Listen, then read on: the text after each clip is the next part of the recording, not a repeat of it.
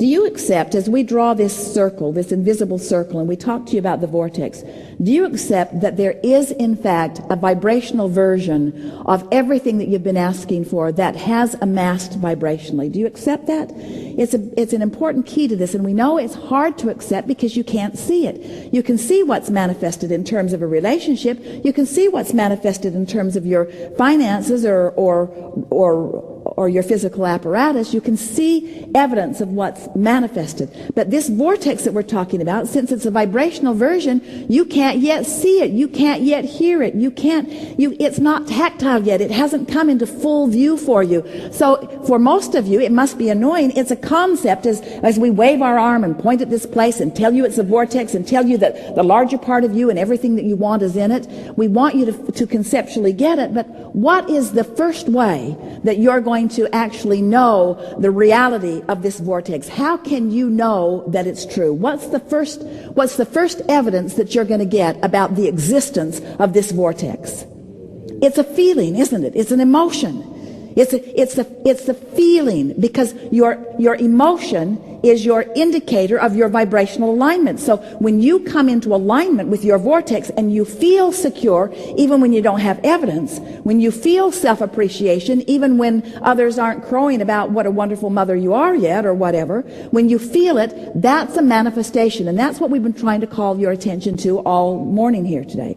We want you to accept that manifestation, which is a manifestation of an emotion, that once you find that, now you're in the vortex. And once you find it and know that you've found it, and find it again and again and care about finding it, and it becomes the thing that you care most about finding, now you're hanging around in the vortex more and more and more, and now the other manifestations that you so much want have to reveal themselves to you, and will reveal themselves to you, because you're not doing that thing that's keeping you vibrationally out of the vortex. Does that follow? So when we say, why do you want something? And you say and mean, I want it for the feeling, now you're home free fast. But if you want it for the manifestation, which you can't see, then you trip yourself up. So when you sat down, what was on your mind? My son, who engages in magical thinking. Meaning he feels anxious about things, and rather than handling them head on, he states, Mommy, take me to a magic wand shop, or let me make a magic potion, or a secret weapon. And what bothers you about that? For heaven's sakes, we're drawing an invisible circle on the floor and calling it a vortex.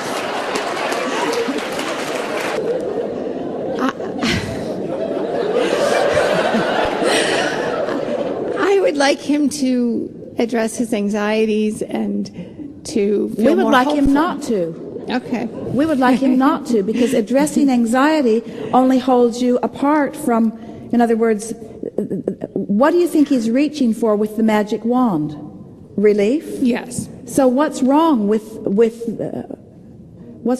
that, with reaching for relief? He's doing the most, he's inspired from within to find a path of thought that gives him the relief. And you and almost every adult on the planet is saying you are using escapism, you are using delusional thinking. You said magical thinking, but you meant delusional thinking. And you should stop doing that. And we say, don't stop doing that. Don't stop doing that. Reach for the magic wand and point it toward the vortex. Excellent. Now, I'm there with a magic wand, and I say, son, we're going to imagine things the way you want them to be, because that's what the goal is, to feel good like we will when that thing happens, but to feel it now. That's the happy feeling that we can have now, even if what we want isn't here just yet. And he perseverates on the thought of the magic wand and the wand shop, and why can't we go now? And that, what's my answer? Well, first of all, you cannot inspire him to that aligned feeling if you don't have it. And you're freaking out because he wants to go to the magic wand shop. You're not in your vortex about that. You can't lead him into the vortex unless you're in there. You need a magic wand.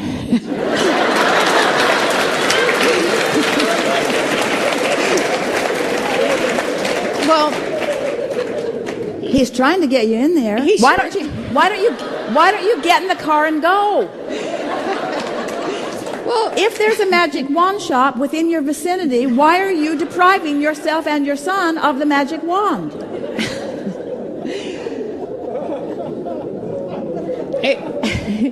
Because you don't believe in the magic wand. Right. Otherwise, you'd be down there. You'd have 10 of them. You don't believe in it, you see. True. And so the deeper question is, do you believe in the vortex? Do you believe in being happy? Most people don't. Most people who would hear this conversation are so wanting people to face reality, and you do too. You want your son to face reality, and we want him to have a magic wand. Right, and I want him to be socially acceptable to the other kids who are past the wand stage. So, well, now you're all in deep doo-doo.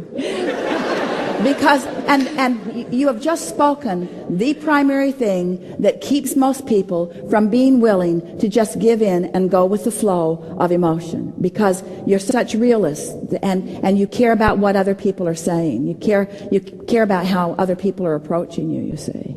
You care about what their opinion of you is, and we care only about you harmonizing with the opinion of the source within you, who knows you are magic, who knows you are worthy, who knows that you can be or do or have anything, who knows that you can establish a point of attraction and everything else will fill in.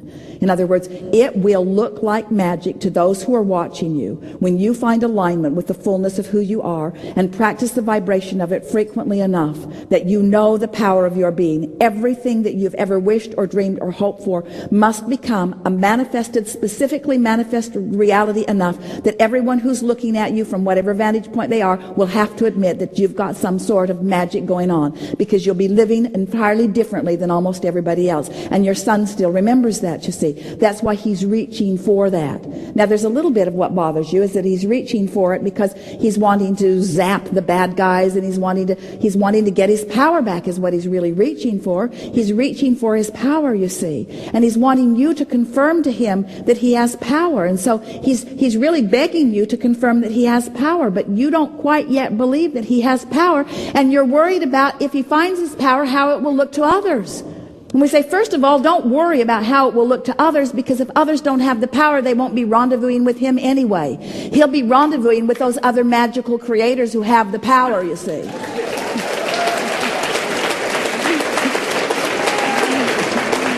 And when that happens, they become Lady Gaga. When that happens, we're not kidding you. When that happens, in other words, could there be anything more deviant than Lady Gaga? And is there anything more widely revered than Lady Gaga? In other words, you just have to decide that you get to make your statement about who you are. And once you find your place, everything will fill in around you, you see. Everything fills in around you. So the better mother that you're wanting to be, you see, when you say, I want to be a better mother, what you're really saying is, I want to believe in the success of my child.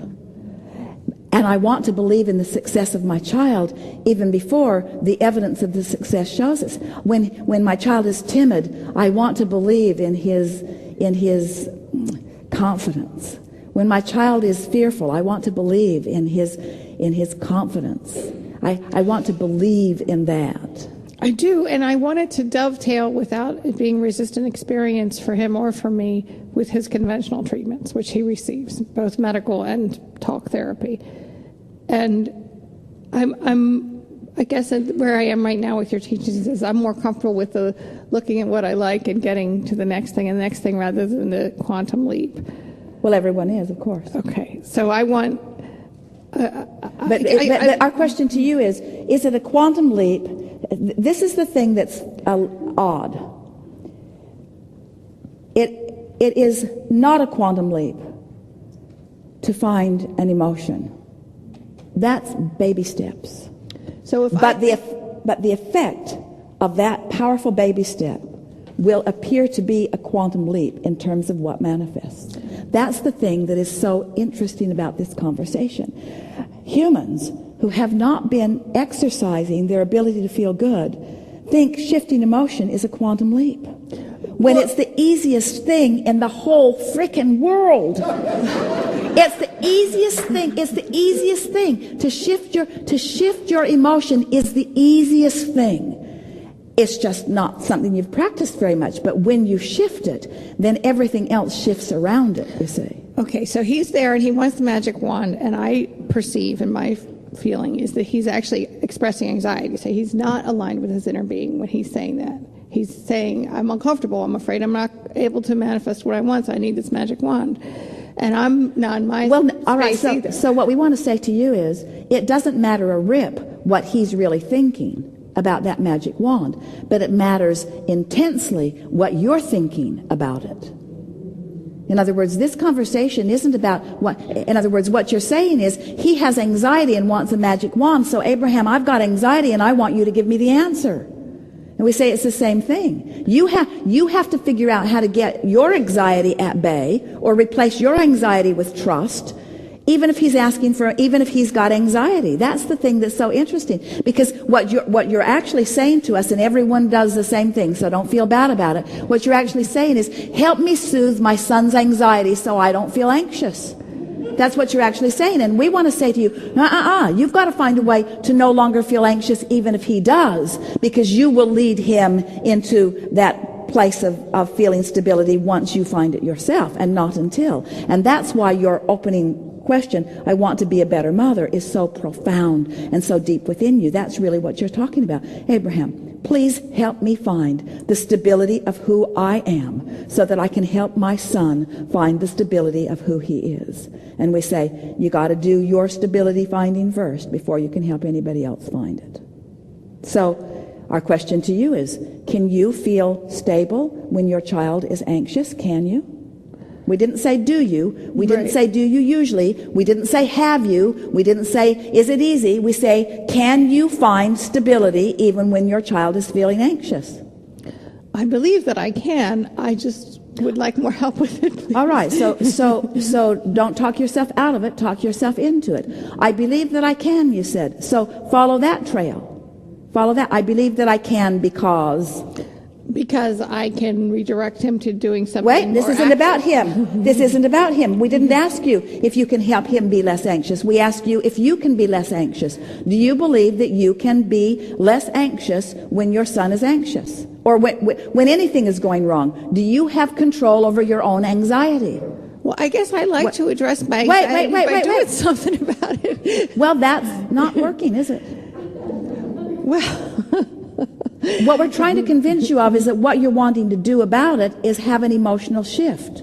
The emotional shift that you're reaching for is the manifestation that you want. Because everything that you want him to be less anxious so that you'll feel better. And we're just asking you, can you feel better even if he's not less anxious? And if the answer to your question is, I want to, yes, I believe that I can, then we have something to talk about. Otherwise, you can't get there from there. I want to, and it's really hard for me not to try to intercede when I think that he's anxious. But I will.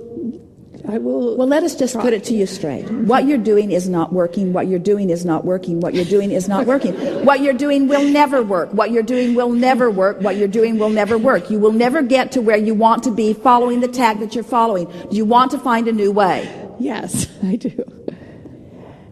What will work is finding an emotion that feels good when something's going wrong. Do you want to find a good feeling emotion? Yes. Do you believe that the good feeling emotion is the manifestation that you're looking for? Yes.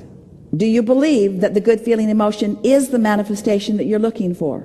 Yes.